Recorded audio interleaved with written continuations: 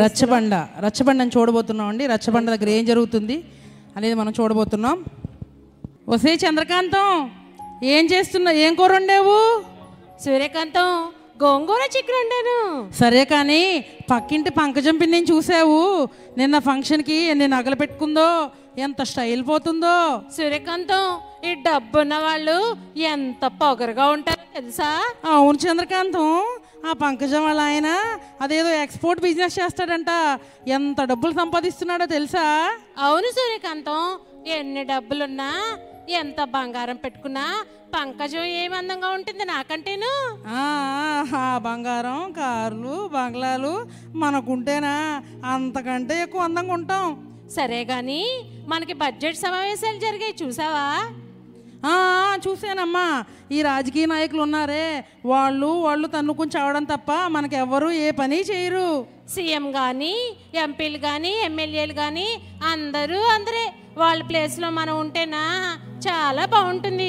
మనలాంటి వాళ్ళతో సంబంధం లేకుండా వాళ్ళు తమ సొంత ప్రయోజనాల కోసం మాత్రమే పనిచేస్తారమ్మా. అవును సూర్యకాంతం, రాజకీయ నాయకులు తమ స్వార్థం కోసం మనుషులను వాడుకుంటారు. ఈ నాయకులు వాగ్దానం చేయడం, ఎలక్షన్లు అయిన తర్వాత అన్నీ మర్చిపోవడం మామూలేగా.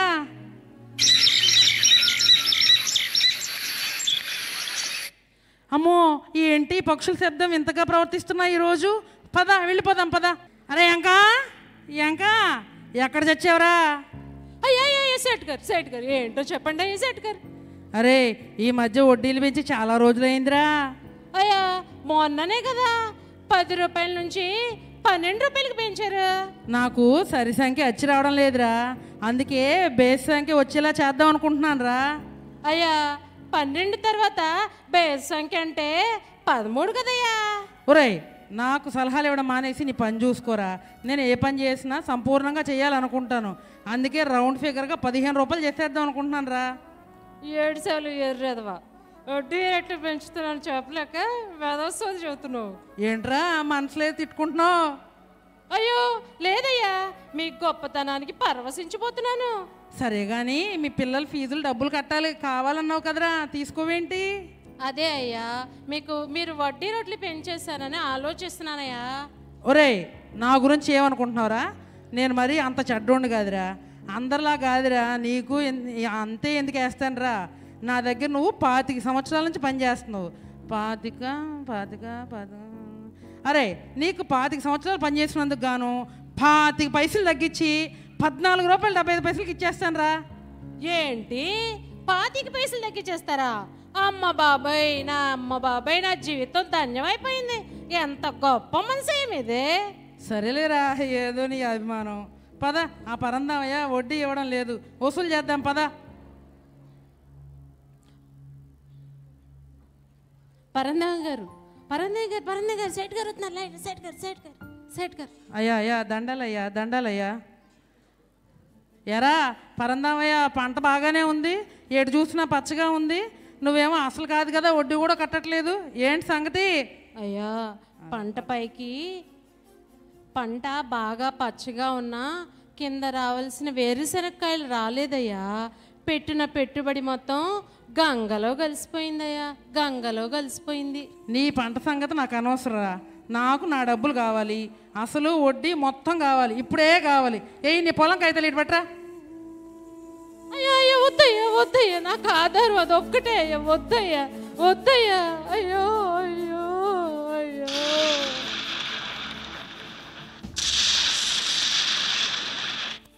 ఏంట్రా ఎప్పుడు లేనట్టు ఆకాశం అలా భయపెడుతుంది? సరే పద, తొందరగా ఇంటికి వెళ్ళిపోదాం పద.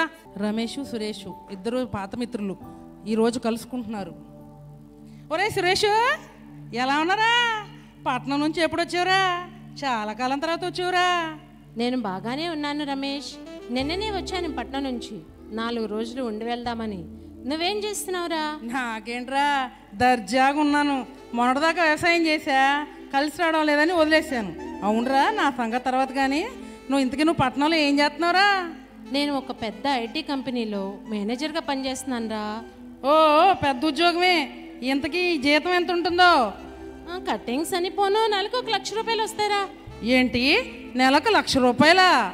అవును రమేష్, దేవుడు నేను పడిన కష్టాన్ని చూశాడు, నన్ను దీవించాడు. మనం ఇద్దరం ఈ రచ్చబండ దగ్గర ఆడుకునేవాళ్ళం. నువ్వేమో ఎప్పుడూ స్కూల్ ఎగ్గొట్టి మరీ ఆటలకు వెళ్ళిపోయేవాడివి. ఒరే ఏంట్రా నన్ను ఎప్పుడుస్తున్నావు ఏంటి? నువ్వేమో పెద్ద కష్టపడ్డోడివి, భక్తిపరుడివి, బాగా పైకొచ్చావు. నేనేమో స్కూల్ ఎగ్గొట్టి ఇలా అయిపోయానంటావా? అరే రమేష్, నేను నిన్ను అలా అనటం లేదురా. మీ అమ్మ నాన్న వాళ్ళు కూడా బాధపడేవారు కదా నువ్వు స్కూల్కి వెళ్ళటం లేదని. అంటే మా అమ్మ నాన్నలు నన్ను బాగా పెంచలేదంటావు, గాలి వదిలేశారంటావు. అయ్యో, నేను అలా అనటం లేదురా. ఎందుకు నన్ను తప్పుగా అర్థం చేసుకుంటున్నావు? నువ్వు కూడా నాలాగే స్కూల్కి రెగ్యులర్గా వస్తే నువ్వు కూడా నా పొజిషన్లో ఉండేవాడివి కదా అని అంటున్నాను రా. అంటే నేను ఇప్పుడు అనాకారలాగా పైసా పనికిరాని సన్నాసిలాగా ఉన్నానాగా ఉద్దేశం? అరే, నీకు కోపం ఇంకా తగ్గలేదురా. చిన్నప్పటి నుంచి నువ్వు ఇంతే, ఒకటంటే ఒకటి అర్థం అవుతుంది. నీ కోపంతోనే పక్కింటి పంతులు గారిని కూడా కొట్టావు. ఎందుకురా నీకు అంత కోపం? నువ్వు బాగుంటే నాకు కూడా ఇష్టం కదరా. ఏంట్రా నాకు నీతులు చెప్తావా? అయ్యా నీ కోపం ఎక్కువ అంటావా? నా కోపం వల్ల నేను నాశనం అయిపోయానంటావా? అమ్మో అమ్మో, రక్తం రక్తం రక్తం రక్తం రక్తం. తీర్పు తీర్చే రోజు రానే వచ్చింది. యేసయ్య ఆ రచ్చబండ దగ్గరకు వెళ్ళాడు. యెహోషువ 24:27లో చెప్పినట్లు రాయి మన మీద సాక్షిగా ఉండునన్నట్లు రాయి నేరారోపణ చేస్తుంది. దేవాది దేవునికి వందనాలు. అయ్యా, ఈ స్త్రీలిద్దరూ అధికారులను మరియు ఐశ్వర్యవంతులను దూషించారు. అమ్మో అమ్మో, మా మీద ఇన్ని నిందలా? మేమే పాపం ఎరగం. మేము పరిపాలించేవారిని కానీ ఐశ్వర్యవంతులు కానీ తిట్టలేదు. మేం తిట్టినట్లు ఏదైనా సాక్షి ఉంటే చూపించండి. నేను సాక్ష్యం చెప్తాను. ఈ స్త్రీలిద్దరూ రాజులను ఐశ్వర్యవంతులను దూషించారు. మేము సాక్ష్యం చెప్తాం. ఏంటి, పక్షులు సాక్ష్యం చెబుతాయా? అవును.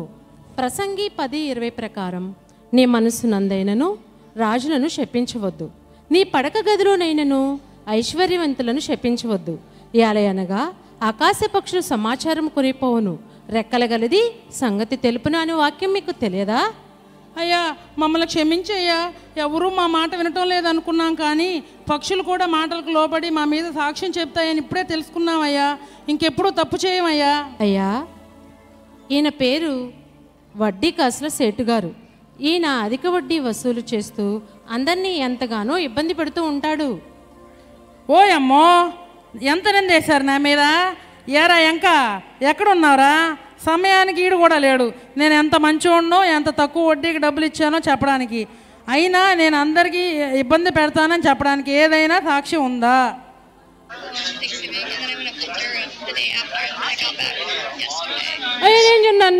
నేను సాక్ష్యం చెప్తాను. నేనున్నాను. అయ్యో ఓయమ్మో, ఎవరమ్మా నువ్వు? నేను దూలాన్ని. ఏంటి, దూలం కూడా సాక్ష్యం చెప్తుందా?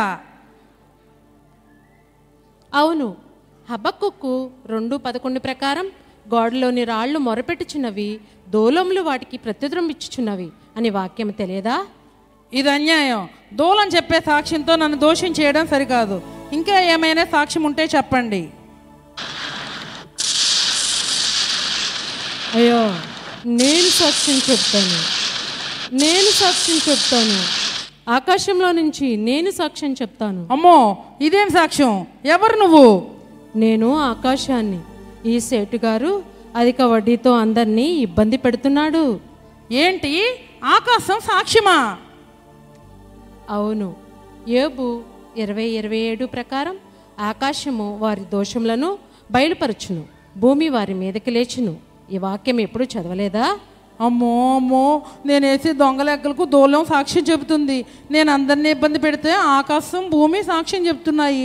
నన్ను ఎవరూ చూడలేదు అనుకున్నా, కానీ ఆకాశం భూమి దూలాలు కూడా చూస్తున్నాయి అనుకోలేదు. నన్ను క్షమించు ప్రభువా. అయ్యా, ఈ రమేష్ కోపంతో తన బాల్యమిత్రుడు ఎంతో మంచి భయభక్తులు కలిగి స్వయం కృషితో నిలబడిన సురేష్ను అన్యాయంగా చంపేశాడు. ఓయ్, ఏం మాట్లాడుతున్నావు? నోటికి ఎత్తొస్తా సెబ్బాగా. వాళ్ళకంటే ఆకాశం భూమి పక్షులు దూలాలు సాక్షి ఉన్నాయి. నేను తప్పు చేసినట్లు ఒక్క సాక్ష్యం చూపించు. నేను చెప్తాను. నేనున్నాను సాక్ష్యం చెప్పడానికి. ఎవరు నువ్వు? ఎక్కడున్నావు? అసలు కనిపించలేదే. నేను నీ కాళ్ళ దగ్గర ఉన్న రక్తాన్ని. నువ్వు సురేష్ని ఇక్కడేగా కొట్టావు. అప్పుడు సురేష్ రక్తమైనా నేనే ఇక్కడ పడిపోయాను. ఏంటి, రక్తం సాక్ష్యం చెప్తుందా? అవును, అది ఆదికాండము 4:10 ప్రకారం రక్తం యొక్క స్వరము నేలలో నుండి మొరపెట్టుచున్నది అని నీకు తెలియదా? అయ్యా నన్ను క్షమించయ్యా ప్రభా, నన్ను క్షమించు ప్రభా. మీరు చేసే పాపములు, అపరాధములు, దోషములు ఎవరు చూడరు అనుకుంటున్నారు, కానీ ఆకాశము, భూమి, పక్షులు, రాళ్ళు, దూలాలు, చివరికి రక్తము కూడా సాక్ష్యమిస్తుంది. కాబట్టి అందరూ మీ మాటల్లోనే కానీ, మీ చేతల్లోనే కానీ, మీ చూపులనే కానీ, మీ నడకలనే కానీ, పడకలనే కానీ సరి చేసుకుంటూ జాగ్రత్తగా ఉండాలి. తీర్పు దినమందు శిక్ష నుండి ఎవరు తప్పించుకోలేరు. రచ్చబండ కార్యక్రమానికి వచ్చి ఎవరు తీర్పు తీర్చే స్థితిలో ఉండకూడదని కోరుకుంటున్నాము. దీని ద్వారా అందరికీ క్రిస్మస్ పండుగ శుభాకాంక్షలు. గట్టిగా చప్పలు కొడుతూ వారికి అభినందన తెలియజేద్దాం. ఆ స్కిట్ని మన మధ్యలో ఉన్నటువంటి సండే స్కూల్ టీచర్స్ లతా గారు, ఆ తర్వాత ప్రభురాణి గారు వారు రాసి చిన్నబిడ్డల చేత చేయించారు. ఒక విషయం చెప్పడానికి ఇష్టపడుతున్నాను. క్రైస్ట్ టెంపుల్లో సండే స్కూల్ ఎంతో ఆశీర్వాదకరంగా, దీవెనకరంగా జరుగుతుంది.